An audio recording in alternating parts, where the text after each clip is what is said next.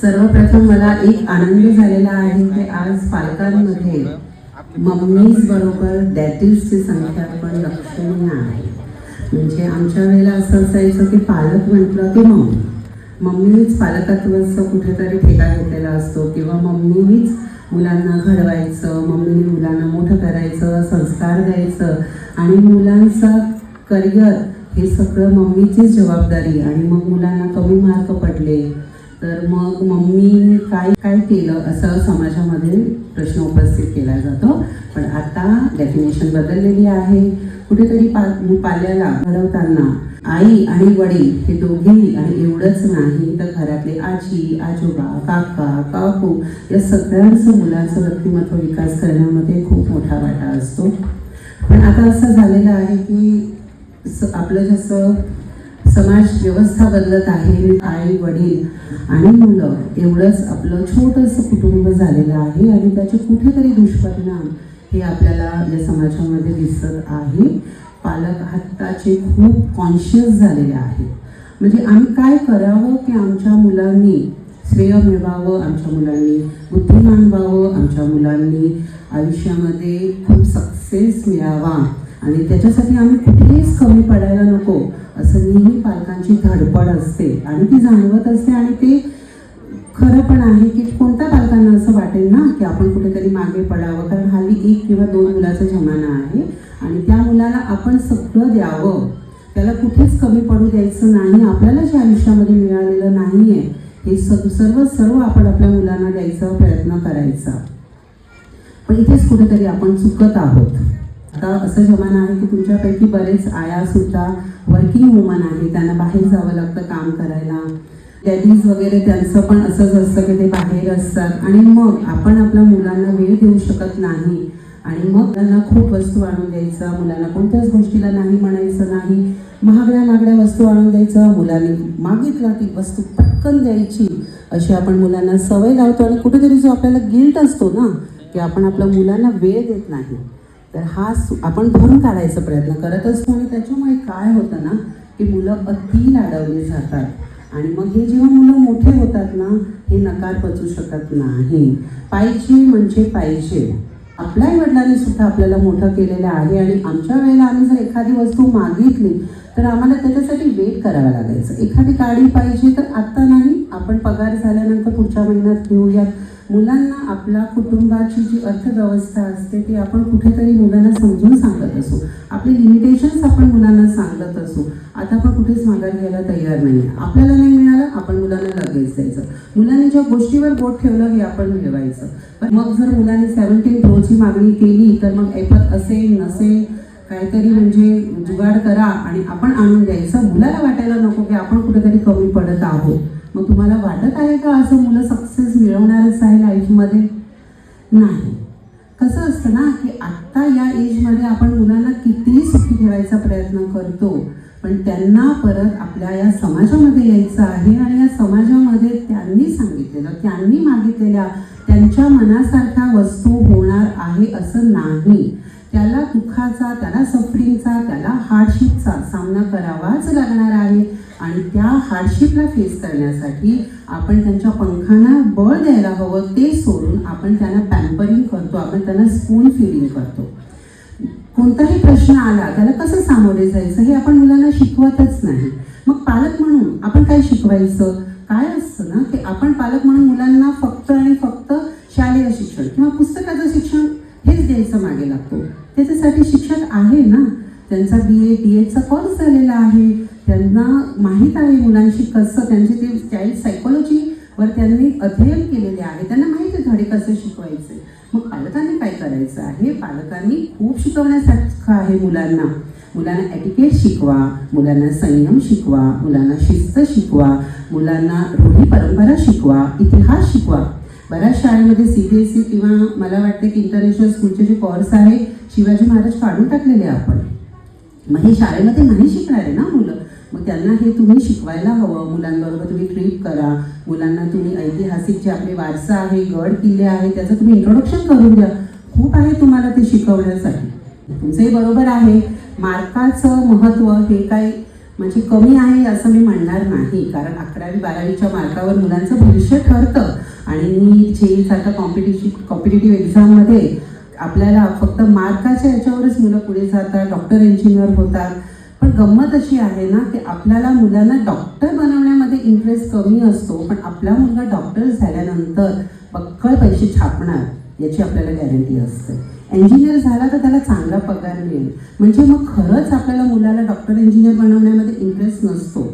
म्हणजे आपल्याला आपल्या मुलांकडे म्हणजे कोणती चांगली व्यक्ती किंवा त्याला काय आवडतं ते बनवण्यापेक्षा ATM मशीन बनवण्यामध्ये आपल्याला जास्त इंटरेस्ट आहे.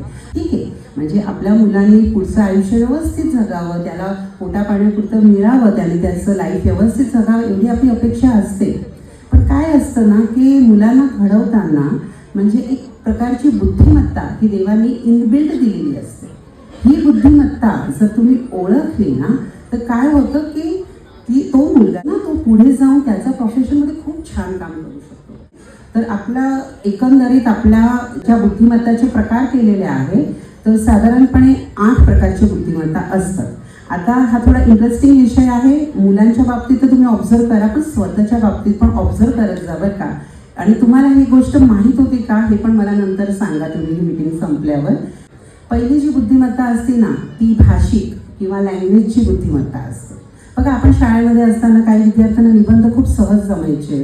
कुठेही आपण स्टेजवर त्यांना बोलायला कुठे अडथळा येत नाही. छान शब्द, छान त्यांचा शब्दसंग्रह, पुस्तक वाचायची आवड वगैरे असते. आता सुद्धा लहान गटामध्ये जर आपण विचार केला तर एखाद्या मुलाला सांगितलं कविता म्हणजे पटकन म्हणणार. काही पालक म्हणतात आम्हाला कुठेच घाबरत नाही हो मॅडम, शब्द खालीच पडू देत नाही, प्रत्येक गोष्टीमध्ये वादविवाद करतात हे मुलं, कारण त्यांचं शाब्दिक बुद्धिमत्ता, त्यांची भाषिक बुद्धिमत्ता ही जास्त असते. मग अशा मुलांची जर आपण बुद्धिमत्ता ओळखली आणि त्याला कुठेतरी त्याच्या फील्डमध्ये काम करून दिलं तर तो 100% सक्सेस होणारच आहे. त्याच पद्धतीने दुसरी जी बुद्धिमत्ता असते, तुमच्यापैकी बऱ्याच पालकांची अशी बुद्धिमत्ता असू शकते आणि ते म्हणजे तार्किक बुद्धिमत्ता किंवा गणिती बुद्धिमत्ता. तार्किक म्हणजे लॉजिकल विचार करणं. याचाच फायदा आहे तर तो करायचा, फायदा नाही आहे तर कशाला करायचं. गणित विषय त्यांचा चांगला असतो, सगळ्या गोष्टी फायदा आणि नुकसानमध्ये पाहणारे असतात आणि मग ते प्रॅक्टिकल लाईफ असतं त्यांचं. फार म्हणजे भावनांचा आहारी वगैरे जात नाही. जे भाषिकवाले असतात ना ते स्वप्नांच्या दुनियेमध्ये जगत असतात. इमॅजिनेशन त्यांचं असतं, त्यांना प्रॅक्टिकल लाईफशी जास्त लेणं घेणं नसतं. जे गणिती ज्यांची बुद्धिमत्ता जास्त असते, तार्किक बुद्धिमत्ता जास्त असते ना तर ते खूप प्रॅक्टिकल लाईफ जगत असतात. तिसरं आहे ते आहे त्रिमितीय म्हणजे स्पेसियल, म्हणजे आपण त्याला म्हणतो की 3 डायमेन्शनल. म्हणजे आता त्यांना ना दिशा लवकर कळतात. आपल्याला बऱ्याच वेळेचा प्रॉब्लेम होतो की आपण जेव्हा घराचं कन्स्ट्रक्शन वगैरे काढतो किंवा आपल्याला जेव्हा एखादा आर्किटेक्ट म्हणत असतो की आपण अशा प्रकारचं फर्निचर वगैरे करू तर ते इमॅजिनेशन सगळ्यांनाच होतं असं नाही आहे. ज्यांची 3D बुद्धिमत्ता जास्त असते, त्रिमितीय बुद्धिमत्ता जास्त असते ते खूप छान डिझाईन्स करू शकतात. बघा, तुमच्या मुलांमध्ये पण ही अशी कॅपॅसिटी असेल, ते ड्रॉइंग खूप चांगलं करतात आणि तुमच्यापैकी पण खूप लोकांची ही बुद्धिमत्ता असेल, त्यांना आहे ना फॅशनचं वेगळंच म्हणजे नॉलेज असतं. म्हणजे त्यांना असं माहीत असतं की आपण ढगाळ पॅन्ट घातली तर टाईट टी शर्ट घालायचा, आपला टॉप असतं त्याची ठराविकच म्हणजे लेंथ पाहिजे, या भिंतीवर हाच कलर तुम्हाला असं व्यवस्थित शोभणार. म्हणजे हे जी बुद्धिमत्ता असते अशा मुलांना जर तुम्ही डिझायनिंगच्या फील्डमध्ये टाकलं की फॅशन डिझायनिंग, ज्वेलरी डिझायनिंग आहे, कोणत्याही डिझायनिंगमध्ये जर या मुलांना, इंजिनिअरिंगमध्ये सुद्धा डिझायनिंगला खूप महत्त्व आहे, तर अशा गोष्टी या मुलं खूप पुढे जाऊ शकतात. काही मुलांची बहिर्मुख म्हणजे एक्स्ट्रोवर्ट पर्सनॅलिटी असते, त्यांचं ते जास्त बुद्धिमत्ता असते. मग अशी मुलं काय करतात माहिती आहे का, आपल्यामध्ये पण काही लोक असतात, इतका मित्रपरिवार असतो म्हणजे त्यांचे कुठेही कुणाशी त्यांची पटकन मैत्री होते, सगळ्यांमध्ये असं ते पटकन मिसळतात. मग सामाजिक जीवनामध्ये आपण हे जे लोक पाहतो, जे राजकारणी पाहतो, जे सोशल वर्कर पाहतो आणि कोणत्याही कार्यामध्ये ते सक्सेस होतात कारण त्यांना माणसं आवडतात. त्याची ऑपोजिट एक पर्सनॅलिटी आहे. बरेच पालक माझ्याकडे येतात की मॅडम बघा ना, हा बोलतच नाही आहे, एकलकोंडा आहे, बाकीची मुलं बघा ना किती सगळ्यांमध्ये मिसळतात, हा बोलतच नाही आहे, मग याला काही प्रॉब्लेम आहे का? नाही, त्याची बुद्धिमत्ता सुद्धा वेगळी आहे, त्याला आम्ही इंट्रोवर्ट बुद्धिमत्ता म्हणतो. मग असे जे मुलं असतात त्यांना स्वतःशी बोलायला आवडतं, ते स्वतःवर प्रेम करतात, स्वतःच्या त्यांचं टॉकिंग चालू असतं आणि मग ते पुढे जाऊन संशोधन क्षेत्रामध्ये किंवा वैज्ञानिक होऊ शकतात. म्हणजे मग रिसर्चमध्ये जर तुम्ही अशा मुलांना पाठवलं तर तुम्हाला त्याचे खूप छान रिझल्ट मिळणार आहे. आणि एक अजून बुद्धिमत्ता आहे ती नैसर्गिक बुद्धिमत्ता. म्हणजे एखादं मुलं असतं ना, अख्खा कॉलनीचे सगळे कुत्रे हे त्याचे मित्र असतात. सगळ्या कुत्र्यांशी तो खेळत असतो, मांजरीशी तो खेळत असतो, फळाफुलांशी खेळत असतो, कुठे झाडांना पाणी दे, कुठे कुणाला लागलं तर त्याच्या डोळ्यामध्ये चक्क पाणी येतं. त्याला इतका निसर्गाची आवड असते, मग त्याला गार्डनमध्ये आवडतं, त्याला मोकळ्या हवेमध्ये आवडतं. मग हे मुलं आपण जर त्याची बुद्धिमत्ता ओळखली तर ही मुलं मोठी होऊन मग छान भटकंती करतात, ट्रॅकिंग करतात, फोटोग्राफर होतात, झुलॉजिस्ट, बॉटनिस्ट, अशा बरेच क्षेत्रामध्ये ते नाव कमवू शकतात. म्हणजे तुम्हाला आता आयडिया आलेली असेल की जेव्हा आपण आपला आवडीला जर एक प्रोफेशन बनवलं, make your passion as profession, तर तुम्हाला 100% सक्सेस मिळणारच आहे.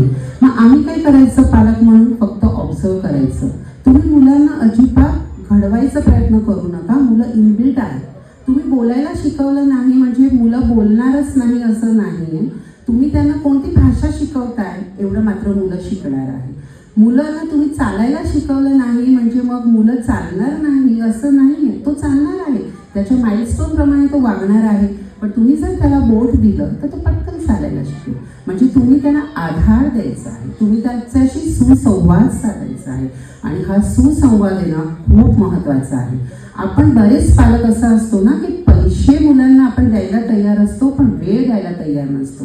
आज तुम्ही जेवढे पालक हे आलेले आहात इथे, बुधवार असून चालू दिवस असून एवढा वेळ मुलांसाठी दिलेला आहे. सगळ्यांनी स्वतःच्या कामावर सुट्टी टाकून तुम्ही इथे आलेला आहे. तुमचं कौतुक आहे, कारण तुम्ही तुमचा वेळ तुमच्या मुलांसाठी दिलेला आहे. कारण मुलांना या जगामध्ये जे काय सर्वात जास्त महत्त्वाचं आहे ते आई-वडील.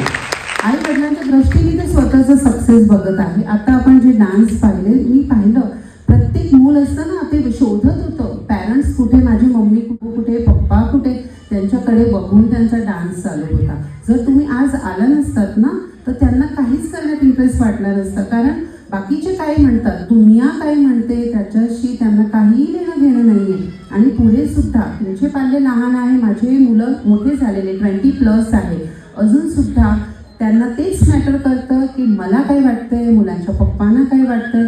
आणि आपण पालक काय करतो, क्रिटिसिझमची भूमिका घेतो. अख्खी दुनिया क्रिटिसिझम करणार आहे ना, ते काम तुम्ही नका करू. आज तुमचा मुलगा ड्रॉइंग करत आहे, तुमच्या लहान गटाचंच उदाहरण देते मी. मुलांनी जर कावळ्याला पांढरा रंग केला तर काय बिघडते हो. मुलांनी जर बगळ्याला जर काळा रंग केला किंवा हिरवा रंग केला, काय फरक पडणार आहे त्याच्या आयुष्यामध्ये? पण नाही. असं कसं आपण पालक म्हणून अगदी कंबर पदर पोचून, अरे तुला कळत नाही का पोपटाचा रंग हिरवा असतो, तुला माहीत नाही आहे का, तू चोच अशी कशी काढलेली आहे, असं क्रिटिसिझम करत असतो आपण. आणि मग काय होतं ना, मुलं ड्रॉइंग करायचंच बंद करतात. मुलांना नको आहे तुमचं काही सजेशन. मुलांना फक्त तुम्ही थोडंसं त्यांना ऑब्झर्व करा. तुम्हाला म्हणजे त्यांना जर तुमच्या मदतीची गरज असेल ना तर तुम्ही त्यांना मदत करा. अभ्यासाच्या बाबतीत पण असंच करतात. अगदी म्हणजे मी सांगेन तसंच अभ्यास करायचं असं करू नका. मुलांचं तुम्ही ताबा घेऊ नका. तू तुझा अभ्यास कर, तुझी जबाबदारी आहे. अभ्यास करणं तुझी जबाबदारी आहे, करिअर घडवायची तुझी जबाबदारी आहे. त्याच्यासाठी फक्त प्रोसेसची डिसिप्लिन लावणं हे फक्त पालकांचं काम आहे. म्हणजे कसं की त्यांनी रोज शाळेला जायलाच हवं, इतकं स्ट्रिक्ट तुम्ही राहायला हवं. त्याच्यानंतर त्यांनी स्वतःचे काम हे स्वतः करायलाच हवे. पण आपण काय करतो, सकाळी शाळेची घाई आहे आणि हा काही पाण्यात खेळत बसलेला आहे आणि काय हळूहळू बटन लावत आहे. मग आपण काय करतो, पटापट पटापट आपणच बटन लावून देतो, पटापट आपणच आंघोळ घालतो, पटापट आपणच शूजची लेस वगैरे बांधतो. त्याला त्याचं काही कामच करू देत नाही. तसं नका करू. त्याला त्याचे काम करू द्या, त्याला तेवढा वेळ द्या. या पद्धतीने जर तुम्ही मुलांना मोठं करा. आणि हां, तुला जर मदतीची गरज आहे तर मी आहे. तुला अभ्यासामध्ये कुठे काही प्रॉब्लेम आहे तर मी माझं काम घेऊन तुझ्याबरोबर बसते, तू तुझं काम कर, मी माझं काम करते. आणि तुला जेव्हा माझी सपोर्टची गरज असेल तेव्हा आपण तेवढं सजेशन द्यायचं आणि पटकन बाजूला व्हायचं. मुलांच्या अभ्यासाचा ताबा कधीच घेऊ नका. अशाने मुलं नंतर शेवटी तुमच्याशी त्यांचं कम्युनिकेशन कमी होतं. आईवडील कटकट करत असतात. आणि माझा अनुभव आहे, आईवडील अभ्यास घ्यायला बसले की अभ्यासाव्यतिरिक्त त्यांचा वेगळा सल्ला सुरू होतात. म्हणजे हे सगळं तुम्ही टाळायला हवं. आजच्या पालकांची जी पालकत्वाची जी डेफिनेशन बदललेली आहे त्याचं कारण आहे की आज आपलं यशस्वीतेचा जो डेफिनेशन आहे ते बदललेली आहे. म्हणजे आता माझ्या आईवडिलांच्या जमान्यामध्ये असं असायचं की यशस्वी होणं म्हणजे काय ना, की आपला कसं असायचं आधी 70s ना मोर्टॅलिटी रेट खूप होता. म्हणजे बरेच बालमृत्यूचं प्रमाण जास्त असायचं आणि माता मृत्यू दर पण जास्त होता. मग एखाद्या माऊलीला वाटायचं की आपलं मूल जगत आहे, जिवंत आहे, हेल्दी आहे, ती माऊली आनंदात असायची, ते पालकत्व वेगळं. त्याच्यानंतरचं 80s-90s कसं आलं की आपल्या मुलांनी थोडंसं शिक्षण घ्यावं, BEd BCom व्हावं, नोकरी मिळवावी आणि त्यातही जर गव्हर्नमेंट नोकरी मिळाली तर मग सोने पे सुहागा. आणि मग कसं असायचं की तेव्हा आपल्या वडिलांच्या वगैरेच्या वेळेला कसं होतं की BEd BCom झाले, एका कंपनीमध्ये 30-35-40 वर्ष एकाच कंपनीमध्ये काम केलं आणि मग 4-5 प्रमोशन घेऊन मग आपल्याला इन्क्रीमेंट घेतल्यानंतर आपण रिटायरमेंट घेतली आणि मग जे फंडचे पैसे आले त्याच्यातून मुलीचे लग्न केले, बंगलो बांधला आणि मग माझं जीवन सक्सेस झालं, यशस्वी झालं, असा आनंद असायचा पालकांना. आणि त्या पद्धतीने मुलांना ते शिक्षण देत होते, घडत होते. पण आता तुम्ही जे पालक आहात ना, त्याच्यात ते सुंदर पिचाई, सचिन तेंडुलकर या मंडळीने ते सगळी गोची करून ठेवलेली आहे. म्हणजे आपल्या मुलांनी फक्त शिक्षण घेणं एवढं अपेक्षित नाहीये, तर आपल्या मुलांनी सतत काहीतरी भव्य दिव्य करायला हवं, ॲटलिस्ट कॉलनीच्या लेवलला तरी करायलाच हवं, हे आपल्या मुलांकडून अपेक्षा असते. नाही आपण म्हणतो ना मॅडम कॉम्पिटिशन आहे, ही स्पर्धा आपण पालक करतो. मग माझ्या मुलाला आज 10 पैकी 8 मार्क मिळालेला आहे, मग त्याच्यात आपल्याला बिलकुल आनंद नाही आहे. पण त्या दुसऱ्या मुलाला 10 पैकी 10 मार्क मिळालेले आहे, मग हे असं कसं? मग माझा मुलगा कुठे कमी पडतो आहे? त्याला 8 मार्क मिळालेले 2 मार्क गेले कुठे? ही स्पर्धा आपण करत आहोत आणि म्हणून आपल्याला कुठेतरी टेन्शन, स्ट्रेस जाणवत आहे. तर तुम्ही काय करायचे पालक म्हणून, पहिलं तर तुम्ही स्पर्धा सोडून द्या, कंपॅरिझन सोडून द्या. तुमचं मूल तुम्हाला बघून मोठं होत आहे. मुलगा येतो शाळेतून आणि तो तुम्हाला काही सांगायचा प्रयत्न करत आहे, तर तुम्ही ऐकून घ्या, तुमचा पेशन्स वाढवा, लिसनिंग स्किल वाढवा. आपण पालक म्हणून मुलांना तुम्ही काय मी काय सतत सल्ला देत असतो. सतत आपल्याला वाटतं आपण सल्ला द्यायचं राहिलं तर मुलांचं काहीतरी चुकेल, पण तुम्ही उलटं करा, मुलांचं ऐकून घ्या. आता बघा बऱ्याच घरामध्ये असं असतं, मुलं शाळेतून आल्यानंतर त्यांना सगळं सांगायचं असतं पालकांना. अगं आई काय झालं माहिती का तुला, आज आमच्या शाळेमध्ये थांब, पहिलं शूज काढ, चप्पल जागेवर ठेव, दफ्तर ठेव, मग मी तुझं ऐकते. हो अगं मम्मी असं काय झालं, आज आमच्या बाईने मला बक्षीस, थांब, हातपाय तोंड धू, जेवायला बस, नंतर मी ऐकते. अगं मम्मी आज काय झालं, मला बक्षीस मिळालं, हो ऐकते, किती वेगळा आहेस, तुला कळत नाही का, पसारा नाही करायचं, नंतर ऐकते. हे आपण काय करतो माहिती का? आणि नंतर जेव्हा तो डायनिंग टेबलवर तो मुलगा येतो ना, हा काय सांगत होता, जाऊ दे मम्मा नाही सांगायचं आता. त्याचं मूड पूर्ण गेलेला असतो, त्याचं dopamine secret dopamine. Madam 5 minute घेते. मॅडम तुम्हाला जर मुलांना आनंदी ठेवायचं असेल ना, तर एज अ डॉक्टर मी तुम्हाला एक सायंटिफिक तुम्हाला एक छान उपाय सांगते. तुम्हाला माहिती आहे का की जेव्हा आपण आनंदी होतो ना, तेव्हा आपल्या शरीरामध्ये जसं रक्त वाहतं ना, तसं आपल्या शरीरामध्ये गुड हार्मोन सिक्रेट होत असतात. आनंदाचे स्त्राव म्हणूयात, आनंदाचे रसायन म्हणूयात. आणि हे जे आनंदाचे रसायन असतात ते खूप महागड्या गिफ्टमध्ये नाही आहे, पैशामध्ये नाही आहे, या वेगळ्या वेगळ्या गोष्टीमध्ये आहे. तर तुम्हाला जर तुमच्या मुलांना आनंदी ठेवायचं असेल तर तुम्ही या छोट्या छोट्या ट्रिक ॲक्सेप्ट म्हणजे तुम्ही ते अवलंब करू शकता. पहिली गोष्ट म्हणजे जे आपला मेंदूमध्ये हे जे गुड हार्मोन्स आहेत त्याचं नाव आहे डोपामाइन. डोपामाइन म्हणजे काय की जेव्हा आपल्याला कोणी ना बक्षीस दिलं, शाबासकी दिली, आपल्याला कोणी कौतुकाची थाप आपल्या पाठीवर पडली ना की आपल्याला खूप छान वाटतं. मग आता आपण मुलांना काय, आता बक्षीस मिळालं की त्यांना खूप आनंद झालेला आहे. घरी जाऊन तुम्ही परत कौतुक करा, सेलिब्रेट करा. आज जे बक्षीस मिळालं असेल नसेल मिळालं, सगळ्या मुलांना घरी जायचं, आज तुम्ही खूप छान वागले, तुला शाळेमध्ये बक्षीस मिळालं, तू गॅदरिंगमध्ये पार्टिसिपेट केलं, तर चला आज आपण सेलिब्रेशन करू. तुमच्याकडून पण कौतुक येऊया. मुलांचं डोपामाइन खूप वाढणार आहे, तुमचं डोपामाइन खूप वाढणार आहे, घरामध्ये खूप आनंदाचं वातावरण होणार आहे. दुसरा हार्मोन आहे ऑक्सिटोसिन. ऑक्सिटोसिन हा प्रेमाचा हार्मोन आहे. बऱ्याच वेळ कामाच्या गडबडीमध्ये आपण मुलांना जवळ घ्यायचं विसरतो. अजून लहान गट आहे तुमचा, त्याच्यामुळे अजून तुमचे मुलं अंगा खांद्यावर खेळतात.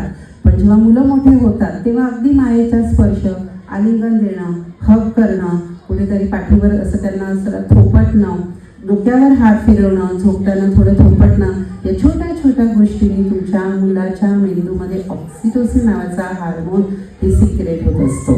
तिसरं आहे सिरोटोनिन. सिरोटोनिन हार्मोन हे माहिती आहे, जरी ते मेंदूतून स्त्राव होत असतो ना, तरी ते आपला 90% ते आपल्या आतड्यात, आपला स्मॉल इंटेस्टाईनमधून ते स्त्रावत असतो. म्हणजे मग आपण छान छान कधी बघा जेवण केलं, लग्नाला जेवायला गेलो, पार्टीज केले की आपल्याला आनंद होतो, कारण हे आपण खाण्यामुळे आपल्याला आनंद मिळणार आहे. मग आपण असं एखादा मुलांना हेल्दी पिझ्झा वगैरे मी म्हणत नाही, नूडल्स म्हणत नाही, पण तुम्ही असं हेल्दी पोटभर जर मुलांना पौष्टिक खायला दिलं तर मुलांना आनंद होणार आहे. आणि शेवटचं महत्त्वाचा हार्मोन म्हणजे एंडॉर्फिन. हा एंडॉर्फिन हार्मोन हे फक्त आणि फक्त व्यायाम केल्याने आपल्या शरीरामध्ये तयार होतो, आपल्या मेंदूमध्ये तयार होतो. त्याच्याने आपला आत्मविश्वास वाढतो, कॉन्फिडन्स वाढतो. मग मुलांनी मला विचारतात पालक की मॅडम मुलांनी किती तास खेळायला पाहिजे, तर मी सांगते की मुलांनी फक्त 2च तास अभ्यास करायला पाहिजे. त्या व्यतिरिक्त जो काही वेळ भेटेल ते मुलांनी फक्त आणि फक्त खेळायला पाहिजे. तर मला आता जास्त वेळ तुमचा घेत नाही, एकच शॉर्टमध्ये सांगणं आहे की मूल आणि फूल सगळे वेगळे वेगळे असतात. सगळे मूल सगळे फूल वेगळे वेगळे आहे. सगळ्याचा रंग वेगळा, सगळ्याचा गंध वेगळा, महत्त्वाचं सगळ्यांचा उमलण्याचा वेळ सुद्धा वेगळा.